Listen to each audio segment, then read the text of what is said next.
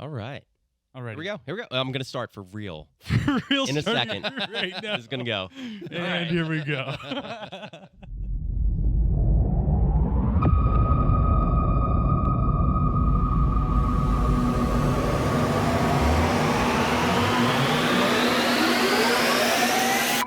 Turn 1, Swamp, Ritual, Entomb, Persist. We got a Protean Hulk on the board. I'm back, motherfuckers. MoxStars, Chris Ritter, here with Jordan Garcia. Heyo! And Evan Kunai. What up? We got the boys back.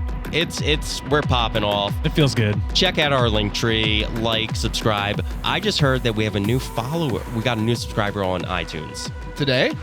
Just go. now, we got a new subscriber on iTunes. It was me. I am now listening to the podcast.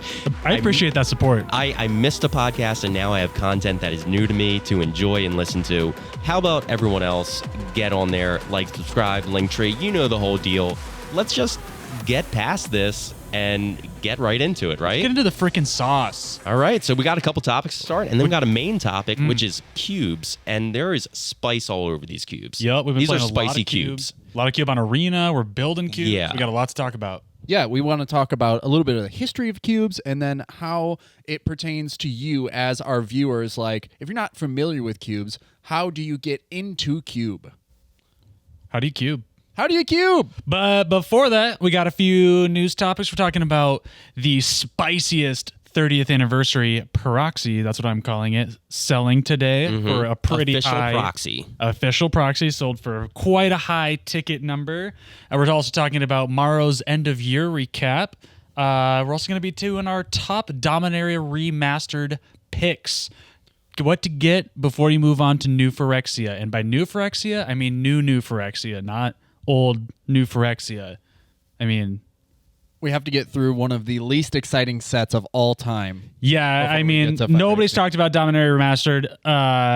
It's all reprints, right? It's Is there all new reprints. stuff? No, it's all reprint. Oh, okay. I think. Then It's why? like- it's- then why? but I'm not not saying billing it- why us talk about it. I'm saying like why Why would people do be it? talking about it? Yeah, it's just like they're billing it / not billing it as a doubles masters or double master light kind of vibe. It's part of the content product release cycle. Exactly, but there are some noteworthy tutors, nice fun things, old cards that haven't been printed in a while. So worth discussing and see what happens when they come out. See if the market drops a little bit. I hope they sure. do. But first, starting off, a freaking Black Lotus proxy is sold for $7,600 mother flipping dollars today. I mean, I said the real MFer already in this episode, so thank you for cleaning it up. Evan had to bleep me out once last episode already, so I'm trying to be a good And I'm boy. bleeping you out, too. Oh man, I'm trying to be a good boy. What a fucking ridiculous number. back at it.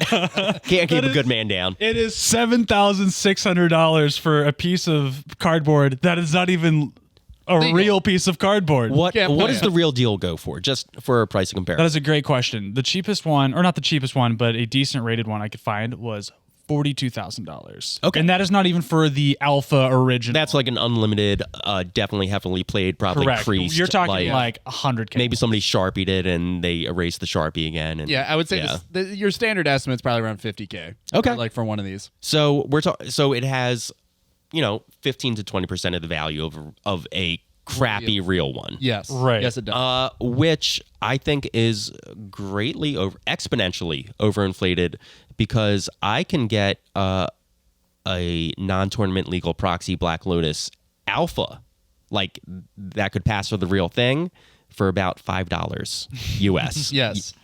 I can get one that's probably in the same condition as the $40,000 one. Oh, From pristine. FedEx. Pristine, baby. You just get it printed off on some like tag board or something Price like of that. a cup. You're chilling. Cup Just of wanted to coffee. fact check myself. Yeah, exactly. $60K for alpha. Okay. 60,000. It was actually a fucking great deal. Go get it. Yeah.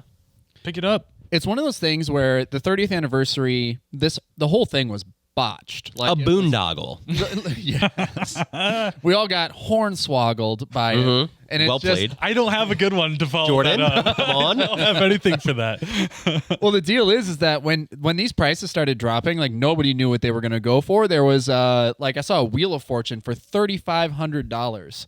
And is it like these can come in foil, right? So was the Black Lotus that sold, was it foil? Are they sure they're coming at foil? Yeah, I think they come in foil.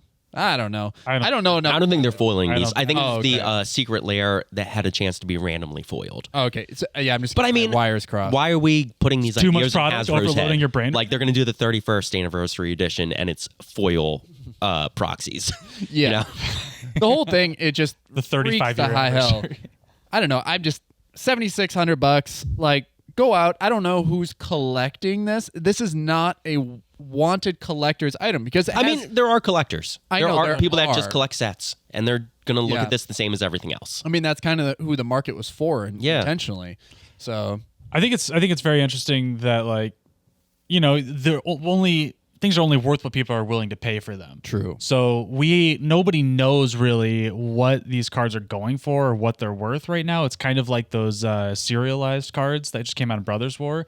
It's just there's so few of them. The market hasn't really figured out what the hell to do with it. And so somebody actually putting cold hard cash down on this is really a stepping stone and setting standard in what we're going to expect to see these cards going for. But again, that is still like the virus is quarantined to collectors. I think still, at least like that's don't see the one us- silver lining of this to me. Fair enough. You Fair know? enough. Yeah. yeah, the only time it ever really lands in the hands of someone who's not a collector is just by happenstance with like opening a pack and just getting it by like with the serialized ones. Right. I mean, there's a high barrier to cross there. Do you think there's a random person who's not a collector that was paying $250 for a pack of randomized 100%. potential chaff? I think 100%. Yeah, I think a ton of people were like, "This is super exciting. I think I could go for $200. I couldn't go But for people who weren't collectors, who Well, like yeah.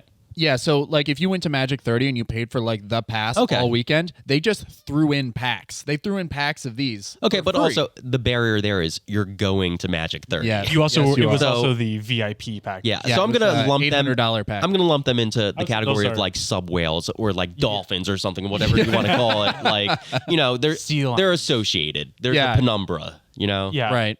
Yeah, it was like there are definitely some people who aren't like wouldn't characterize or categorize themselves as collectors who ended up with some of this product. Like, all I got to say is we know that the number 69 and number 420 of the serialized cards are going to be the most If you expensive. pull Of course, that- of course.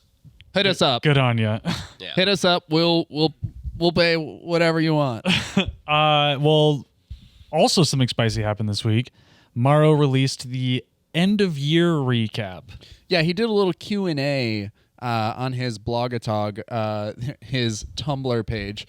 And there was a really particular question that stood out that just kind of like stirred the community because it really tells you the state of the game at the moment. And I'm going to read the question. I'm going to read MaRo's answer as well. Piccadilly Blue on Tumblr asks, Mark, I'm going to be real with you. Every time we tell you that we have concerns with the volume of the product being released, your response this far has been, we hear you, but get used to it. I realize that you are contractually obligated to refrain from voicing any concerns you might have about the current release cycle, since that would hurt sales. But it comes off as aloof and glib. Like, you don't have to care what we think because you think we'll buy whatever you produce anyway. I'd honestly prefer if you didn't say anything about it at all.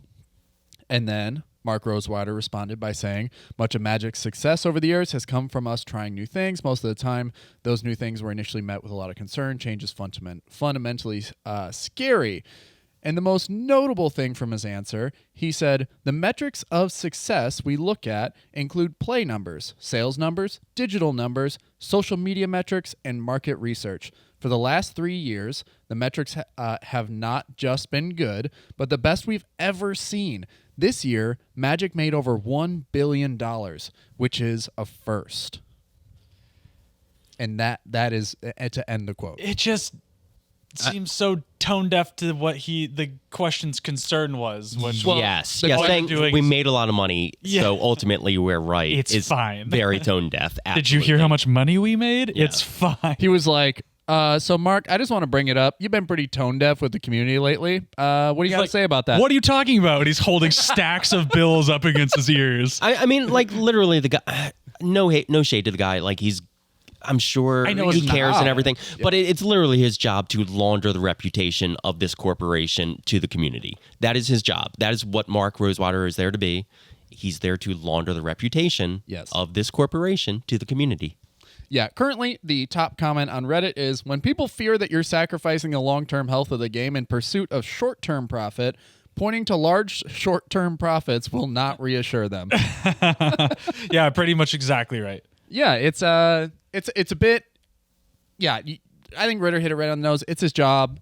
You can't really hold him responsible for it, because if he really voiced if he voiced the concern of the public, he would no longer be in the position he's in. Also, in fairness, fuck the Magic community. Like, if they sensed blood in the water, they would circle like sharks. Yes, they Like, would. he truly, Mark His job is Rosewater not easy. does. We're a have- bunch of fucking dirtbags. We really, there's lots of good people in the Magic community, but there are so many elements of it that are just so toxic, especially the online community that our boy here is responding to.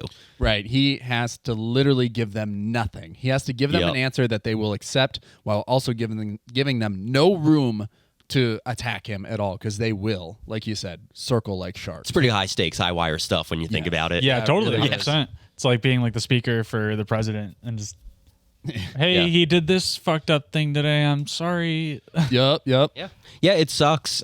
He sucks, but that is his job, and that is the situation. And no shade to him. Like, he sucks, but he doesn't suck as a person. I think you know? he's honestly giving the proper trajectory of where this company is going. Like, he just is stating flat out, like, this is where we're headed. We're actually seeing more profits. And then Yeah. there were some questions asked about like Unfinity, and people were like, well, what like defines an unset? And he's like, well, Unfinity was actually very successful, but less successful than we thought it was going to be. It's by a great margin the most successful unproduct they've ever sold. Yeah.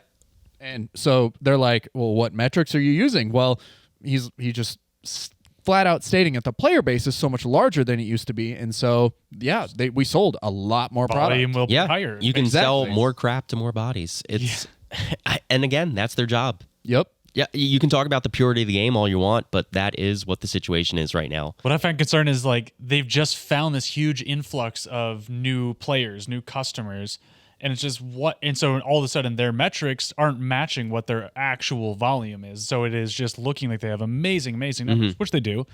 Yeah, you can But- sell subprime mortgages, or whatever the analogy is. But what happens when now they adjust their numbers because they know they have a much larger like player base, and like what does that look like when now they have a higher threshold of what they're trying to hit based off of the same player base that might not be growing at the same rate? Well, it's funny, if you brought someone in to play Magic, like if you taught them how to play Magic today, and then they got into it themselves, and then they look at you and they go, so there's a lot of product coming out right now. Is this normal? And you look at them and you're like, yes. Yep. Scare the shit out of them. Actually, that makes an excellent transition to our next topic. We're going to just spend some money on this next product that we're talking about, regardless of all of our concerns that we all just voiced. Yes. So I like to play Magic. I and guess buy we're Magic. idiots. We are so also idiots. Congratulations, guys. Thank goodness I have a lot of these cards already. Otherwise, I Yeah. would be dropping a ton of cash on them. Yeah, But how many of these cards that you already have will you be buying because of new art or foil treatment or borderless to have a treatment? second one. Or just you like the symbol in the corner? Yeah, so we are talking Yeah. about the Dominaria Remastered coming out in 1.5 weeks. It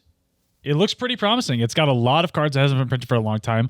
The thing about playing Commander is if you weren't around back in the day, like it's just going to be so insane for you to get these quote unquote staples that make any deck work because they're all so stupid expensive. Like the Mystical Tutor, Worldly Tutor, those have always been so high. Yeah, I mean the tutor, that tutor cycle, Vampiric Tutor, except for obviously. Vampiric Tutor, hangs out around like $20 or $30, which isn't that cost prohibitive. But still, it's great to have a reprint lot of and people, drive it though. down because you know what? If you play those colors, there's no reason not to play those tutors. And why put a $20 or $30 barrier to entry, or with Vampiric Tutor, $50 barrier to entry onto just playing a good, not even an optimized version of the deck, a good version, a baseline good version of the deck. Yeah. Yep, there's like a lot of these pre-order prices are gonna scare the crap out of you. Like if you go It's on not right great. now and you look at Card Kingdom or you look at TCG Player for a lot of these pre-order prices, you're not gonna want to pull the trigger.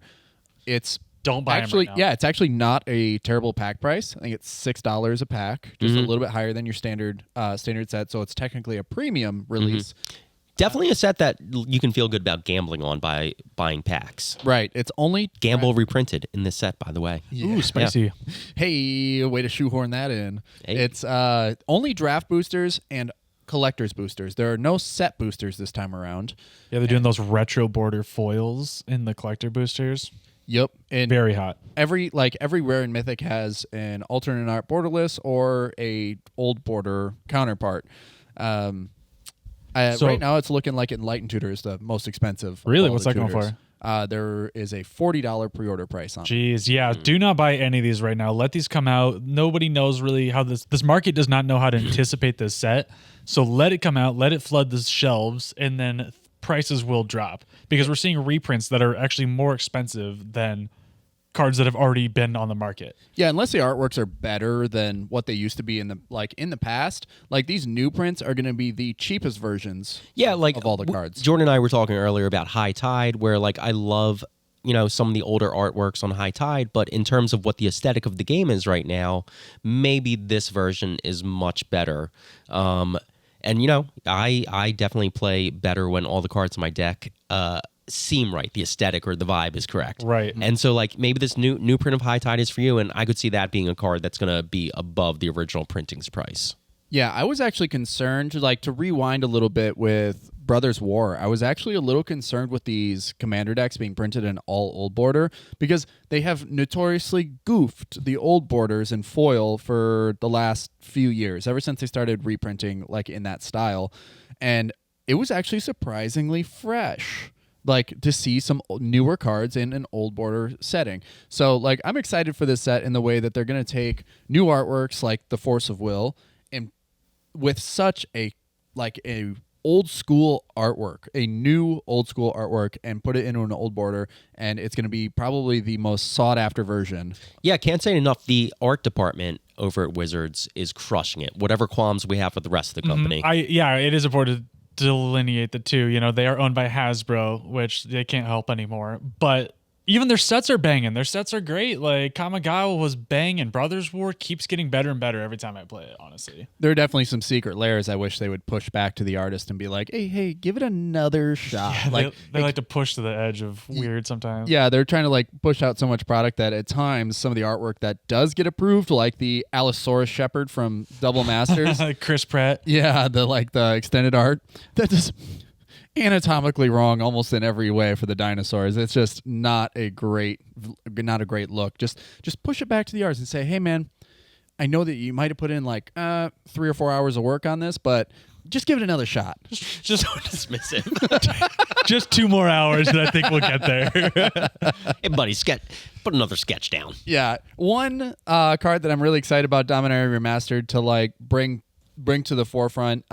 We only saw one printing of Elvish Spirit Guide for a long time, and then we got that secret layer print, and it felt like it was maybe a little bit more accessible, but now you can find an Elvish Spirit Guide from Dominaria Remastered with a pretty great artwork that, if it's in old border, is going to look really great too. Nice. For $2.50. Nice. Where previously it was $17 minimum just to get your hands on one. Yeah, I think I paid, 12 or 13 a year ago for a pretty lightly played one. Yep, Yeah. and before the secret layer was announced, it was even more than that. They actually dropped a little bit when they announced it. So there are a lot of really great reprints, and I think it's been great that they've been bringing the price of like Nature's Lore down. Savine's Reclamation is $2. Ooh, there's that reprint. Yep, that I think Finally. And I think we're getting a different art on that finally. an old border. Oh. Getting an old border, And which it's is finally a foil. It's going to be in foil the first time this card's ever been printed in foil. yeah, Jordan. Long-time Osmond. listeners Freaking of the cool. podcast will note that Jordan has been on this topic for a long time. It's one of his pet cards. I think maybe even episode 1. Like, I believe that. Probably Yeah. brought it up in some form or fashion. I like to bring it up at least once a week, so that would make sense. It's a great card. You can't get to it. Phenomenal card. That is Yeah. not. It's Yeah. a fantastic card. High Tide, 79 cents. It's just like and these are just looking at Card Kingdom's prices. You can probably find them for cheaper on TCG Player. And then after, we should actually get an affiliate link. Someone, if you're listening, Send us that link. send us that affiliate link. Yeah, I'm super hyped for the Force of Will. Force of Will is my all-time favorite card. My dream is to have a sealed collection of every foil Force of Will. Ooh. Would be do you own an Alliances one or Homelands? What's that? It's Alliances. Alliances. the Trace Nielsen one. I do own the original, yes. Nice. It's not in the best condition, though. I do have the Scott M. Fisher borderless foil box topper, and that one is freaking awesome. So I want to get that maybe signed and sealed up, or maybe I get it slabbed and then signed. You got to get that judge foil. Oh yeah, that's on the list too. Judge foil, this guy. But the other things outside of that, sorry for the tangent. I think the Urza and the Yawgmoth reprints are super sick. I love those cards. Yes. They're always super expensive. And to boot, they also came out with borderless alternate arts that are sick as hell. There's Urza with like tons of shit in the background, and Yawgmoth looks like absolutely menacing. It was such a nice little addition. I love those cards, like flavor-wise. They came out right when I was starting to play, and they only keep getting better. I love them. They're just incredibly powerful. Staples. Yeah. And yeah, the Yawgmoth, I totally forgot about that alternate like borderless variant. Yeah. And that's like, now I got to look at my next paycheck. He's like, oh boy. All right, that is enough freaking malarkey. We're moving on to our main discussion. We're talking about Cube. We've been playing a Cube. We've been drafting a ton. We are now building cubes. Both Evan and I have a cube going. Ritter has a spicy cube going. I'm excited to talk about it. Who played Cube first? I played starting this week. That was my first Cube. I have played random games on Arena. Okay, the random cubes in the that past. pop up. Yeah. In the past, yeah. Yeah, I've played cubes that have been built by other people for years. So, like, it's been 2 cubes, only 2 separate cubes, but it's the same one, like, hit. Just, it was so well balanced. Cubes go all the way back. You know, it's like the first sets that were released, people bought these cards and then they loved the draft experience so much that they built their own draft experience, and that way they were able to replay it and enjoy it over and over again. And that's essentially what a cube is you're taking blocks of sets that are released and sort of refining it down to the cards that you want to see the most, or and you know, sprinkling in some like newer cards or some older cards, and just sort of like really switching it up, creating how do you say it? You are creating an atmosphere in which you're curating an experience. Boom, there it is. Curating Boom. experience for other players at the table. So yeah, these new cubes that we're developing right now each have a little bit of our own flavor that we're sprinkling in. And it's pretty cool. Ritter, you were telling me about yours last week. Mm-hmm. Yeah, what is the spice of life with that one? So because they were cheap recently with the holidays, I bought a Jumpstart 2020 box. Just to like open packs. I like opening packs, and I did pull like a Tiny Bones Trinket Thief. Sorry. But I like the idea of Jumpstart. I like the idea of shuffling 2 packs together, and you got a deck that's good to go. And there's some synergies there and stuff like that. So the cube I'm building is actually kind of like a Jumpstart cube. Whoa. It is, I think, 24 different 20-card decks, 11 decks based out of Neon Dynasty, 6 decks out of Brothers War, and the remaining decks out of Dominaria United. Very cool. And so like 24 decks where like instead of drafting out of the cube, you're meant to grab 2 decks out of here, and all sorts of decks and strategies can pop off. The Dominaria United, in fact, has a semi-commander element where there are, in fact, 15-card decks. 4 of the land slots are modular to have duels, because I love having optimized mana in decks. And then one of the cycles is a multicolored legend, almost like a commander, but it's one of the cards in your deck. But they are definitely cards handpicked to make certain strategies pop off if you pick the 2 right Jumpstart decks. Very cool. I will say that, like, right now Arena is doing a decathlon with Jumpstart, and I love your idea so much more than what they did. Of course. Like, yeah. Because they, Ritter is not at all surprised by this. Yeah, they pump out crap, you know, at the crap factory. the fact that you actually improved mana bases and just like refined strategies instead of... Buddy, you know these base decks are going to have shock lands in them. You got to have a good mana base. Thank God, yes. And like Jordan and I tried this decathlon thing they're like hosting on Arena, and we tried the Jumpstart event. The jump in. The jump in. You almost immediately want to jump out after your first game. I bet. I forfeited. I literally resigned the deck that I chose after the first game. I was like, I this suffered sucks. through 3 games. I was like, this really sucks. So if as long as It's not that experience. No, I was opening the packs and I was appreciating the synergies there, and being like, oh, this is cool. I get what they're going for here, but then being like, well, because they have to fill out the deck with chaff, and a lot of it was M21 stuff because it was a Jumpstart 2020 box. Right. A lot of the non-Jumpstart mana symbol cards were just like filling out the deck at the lower rarity, and the synergies were there, but they weren't like great synergies that I was excited to play. It was more like the germ of that idea. And so like, let's talk about like Neon Kamigawa. So the basic way I did everything was each set gets a color cycle, a single color, right? So 5 decks right there from 3 different sets. And then in Neon Kamigawa, I kind of went off on different multicolor decks. So you have like a red-white Samurais.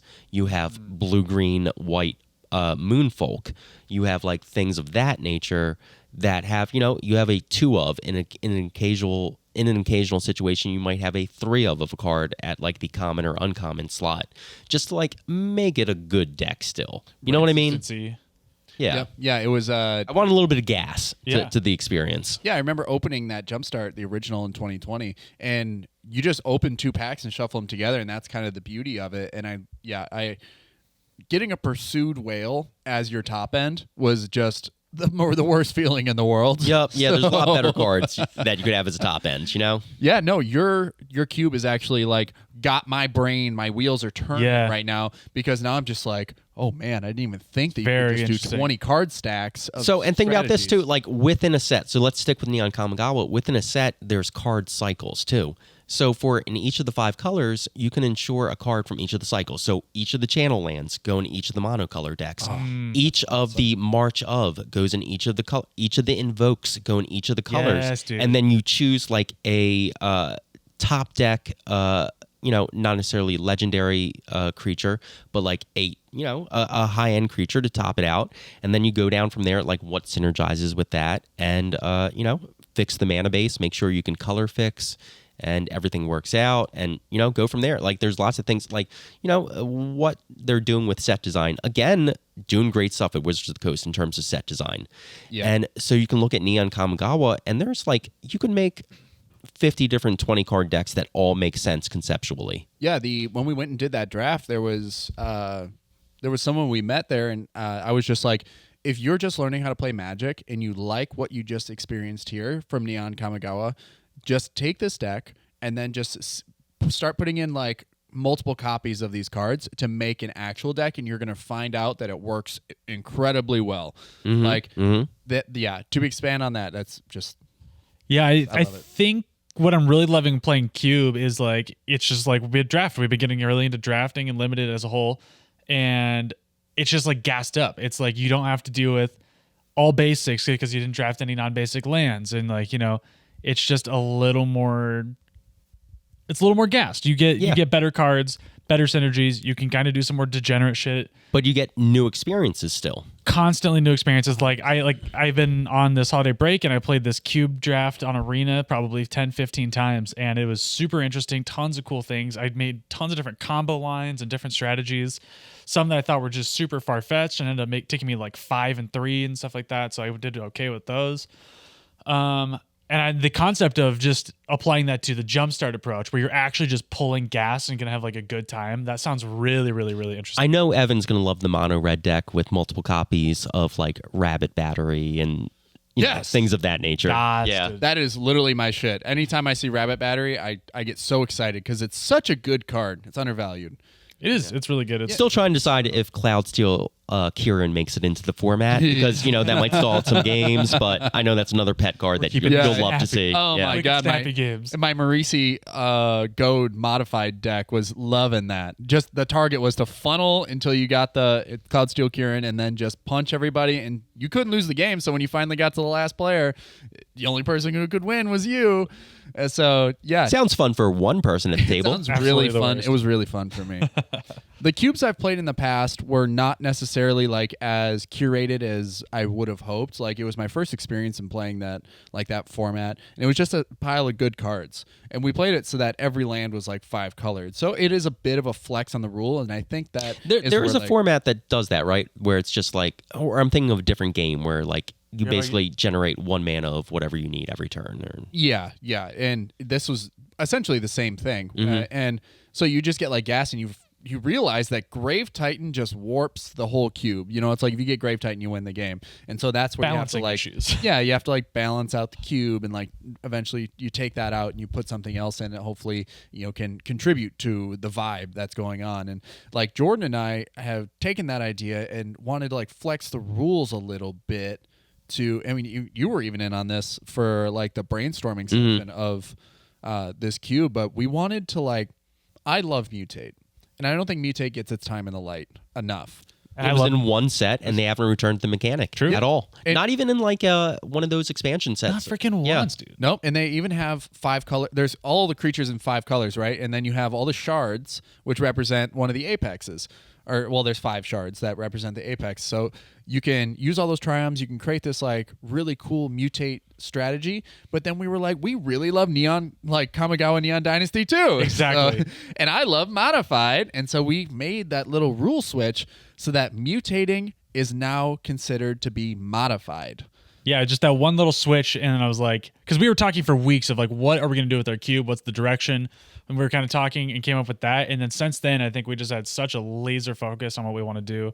Just being able to like make both of these kind of underappreciated, underdeveloped mechanics put in a setting, an environment where they are dominant, when they're thriving, when they have all the gas to fuel them up, all the synergies, and you know you have them represented in every color. I love the idea of having like gassed up mana bases like the triomes and shocks. Like, when did Modified come about as a evergreen term? That was Kamigawa Neon Dynasty. Really? Okay, so it's recent. So, you know, this is something like it's a new idea that even Wizards hasn't fleshed out yet.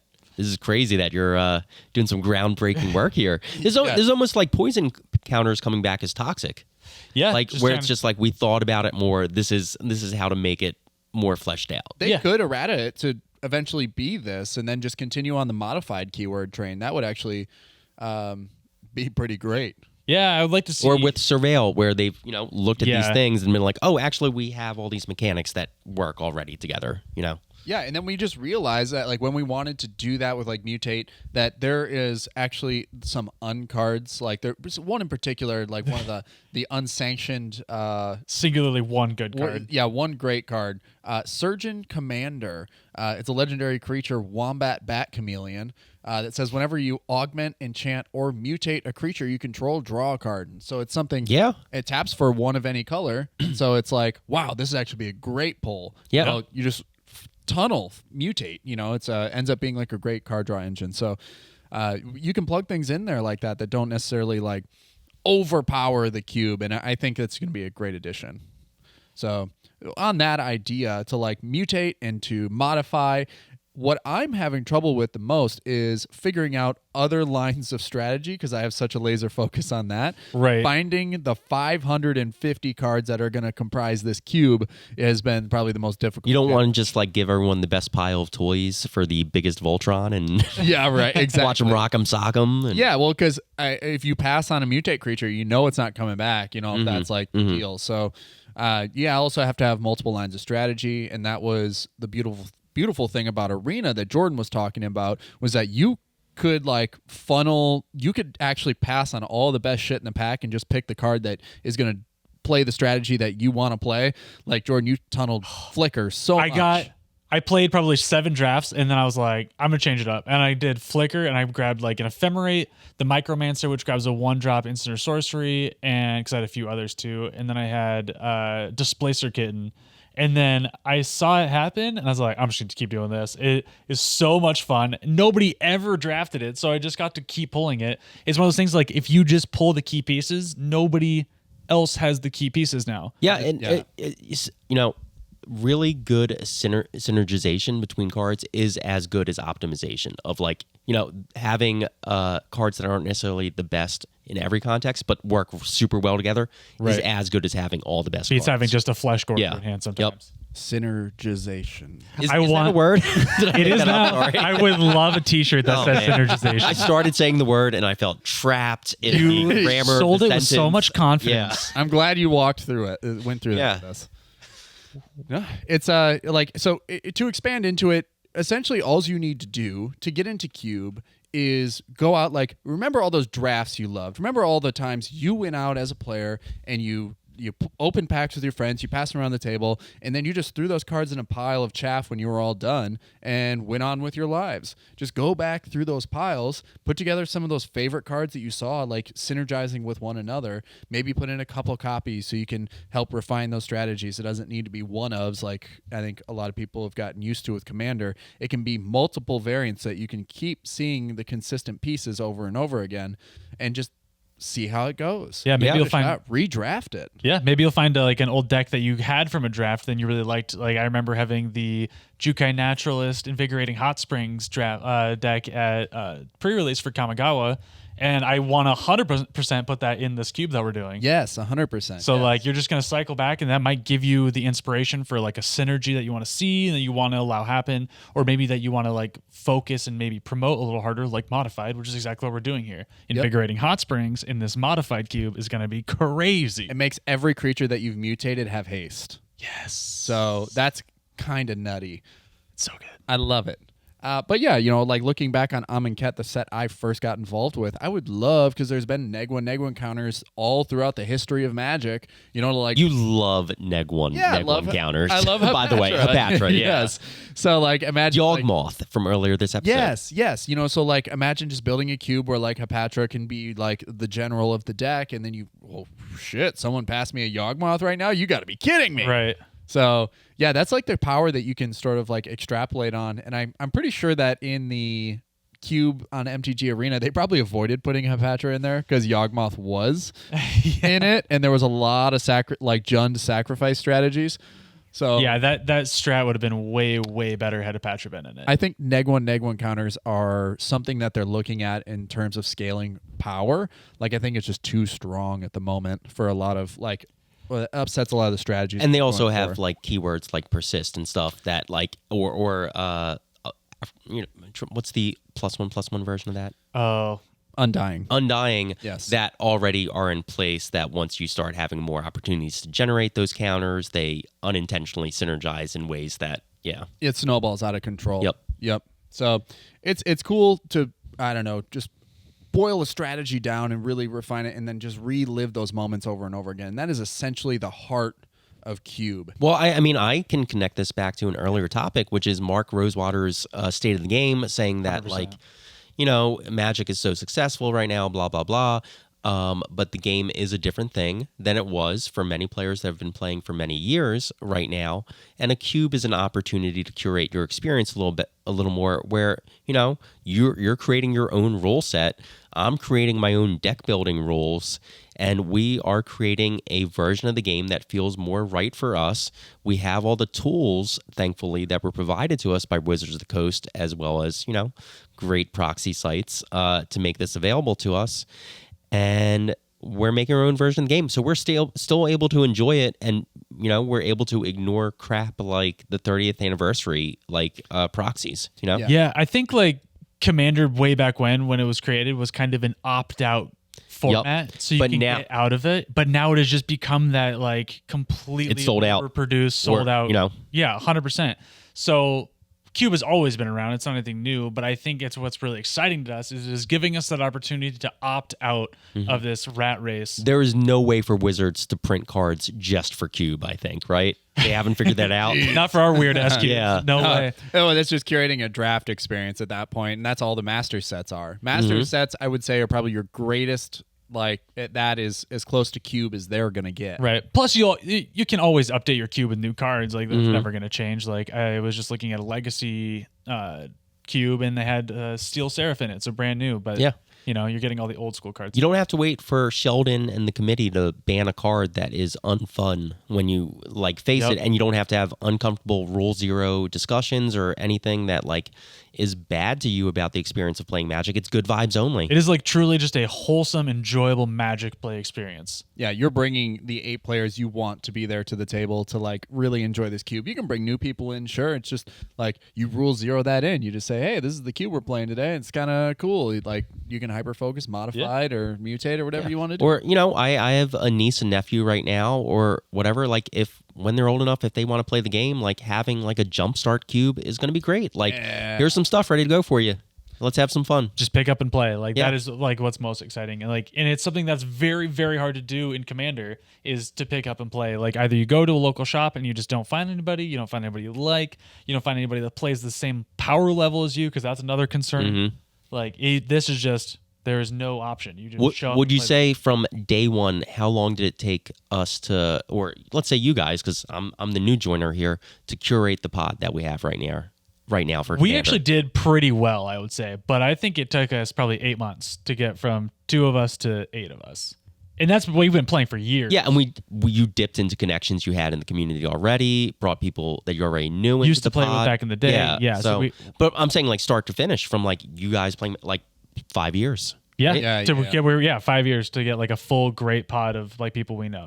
Yeah, unless you can convince just like a mass of people to start get started up into this thing. It takes a lot of convincing at times, and to get everyone on the same schedule is not easy. And Commander's we're finding more that expensive than ever too. Yep. Same schedule, exactly. Like the same amount of everyone spending money, the same power level, the same like everyone having the same amount of fun. Imagine the cube being more like, I have a board game. Do you want to come play a board game? Exactly. I will teach you how to play this. Hey. I mean, it's similar to the game night product almost. Correct. But like A more product you have to randomized. buy. But it also like dissimilar to the game night product. It's more randomized. So for players that appreciate the complexity of the game, that have played longer, they can still appreciate the experience. Yeah, it'll grow with you. For the ceiling is endless. You can just change it and adapt and make it as complex as you want.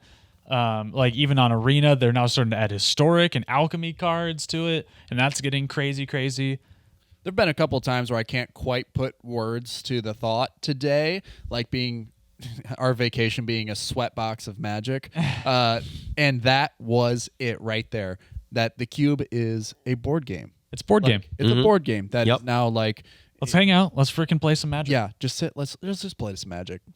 Yeah, I mean, Commander can sometimes feel like, hey guys, let's hang out and play some Magic. But first, I need you to spend $2,000 of your own money and build a deck. That's the hardest thing. Like when we were trying to like curate this pod and get everyone together at the same like power level and to get them on the same page, it was like, no, you can just borrow my deck, and then they're super uncomfortable with it because it's like.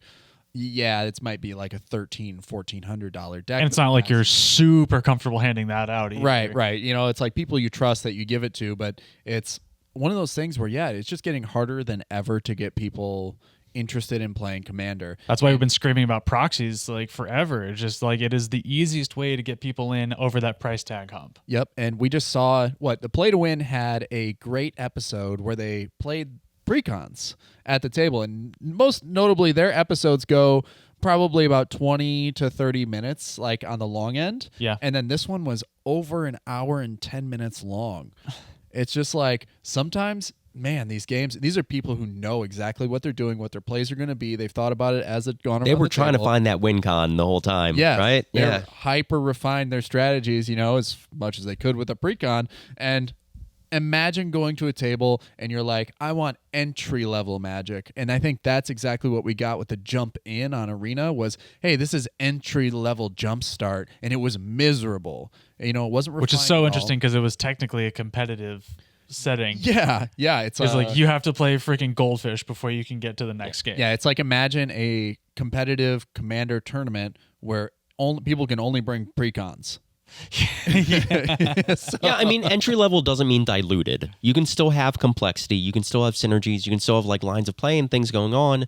But it just has to be something where like a person can look at a limited number of those things and keep all those things in their brain instead of looking at a 100 card Commander deck and being like, here are 20 lines of play that I need to know about, as well as every other deck in the meta and blah, blah, blah. Yeah, right. It's crazy that with some of the precons, they've actually hit it right on the head. Some of the precons come out the box and they slap. One, like Prosper, right off the top of my head, is like one of the best precons they ever made. And it just does its thing. Like it just revolves around Prosper, and it just feels like they're very hit or miss on those. But with the cube, you actually just like saying, no, this all hits the nail on the head here. It's all gonna work. The hurdle Don't is worry. learning how to draft properly. Yep. But that's so cool is like even if as a new person you're teaching them full skills of Magic, how to build an actual deck from the ground up. Something that's very confusing and complicated coming in from the opposite direction of trying to figure out how to build a deck in Commander, where it's 100 random freaking cards and like you have the entire world at your disposal. Yeah, and super important for people learning new skills. It gives them a soft landing if they fail at drafting or building a deck. Like They didn't spend any money. they didn't spend any money. They're still going to be able to do fun things with the cards that they have, even if they lose. Tell them to go monocolor. Yeah. Draft every mono Yeah. red card you see and you're going to have a good time. Yeah, just keep them from getting discouraged from the game on that first experience. Right. You know. It is such a temporary deck. Like the deck you're going to build in Cube, you just break it back down. Everything that we're going to be drafting is already going to be sleeved up, and everyone's going to have the same color sleeves. And so all you got to do is break it back down, draft it again. You got your second shot. You can do it twice in a single day. If you want, like usually on our Monday nights, we probably don't have time for that. We've learned that in drafting, but it's one of those things where super low fear of failure. There is but a very high chance that you succeed if the cube is done properly. Yeah, I think that was very well said. Yeah, that was great. That might be a great note to end on. Like we started on a kind of a sour note talking about certain subjects, and now we're talking about how we still found a way to love this game. Here's an issue. Here's our wonderful solution to it. Oh man, we're good at this. Really good. I feel really good after talking about Magic. Oh yeah, this is our therapy session. We should go play some Magic now and feel even better. Let's do it. It's Magic Night! This has been the MoxStars podcast. Appreciate everybody listening. Like and subscribe. Links for all the socials down below. Yeah, stay tuned for more. We're going to be doing live streaming on Twitch at twitch.tv/MoxStarsMTG. Find us there and watch us jam some arena. Go play some Cube. Thanks, guys. Thanks for listening. Bye. Bye-bye.